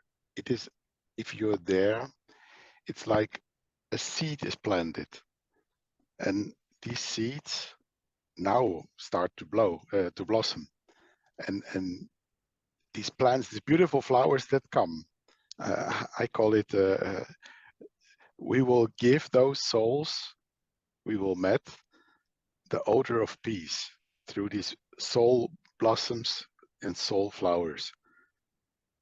And let's take a look if they can refuse that. they wonderfully said. Thank you, Jacko. Yeah, that odor, that smell. Once they receive that smell, this work, the physicality. It's not the physicality; it's the soul, and we know the soul will accept this this odor, this condition, this field strength, because it's from the Creator, and that is totally different. That touches the soul. Yeah. Yes, it's up to us to trust in our souls, to trust in the way, to trust the technology, the knowledge we have. It comes together now, and now the creation starts creating, and we are part of this creator part. Yeah, exactly, Jacko. Yeah. Dankeschön. Danke dir. Dean, Jacko, can we get a time check in Europe? Yes, 23:58. Is that close to midnight? Yes. 3 minutes to midnight. Yeah. I have night shift, I don't bother.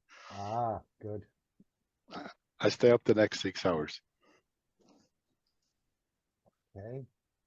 I thought we'd spend a few more minutes with Mr. Kesh on this geomagnetic energy, which we're not really aware of, but this is one of the gifts he's perhaps taking to China. We know he's bringing feeding technology. We know he's going to be delivering defense technology.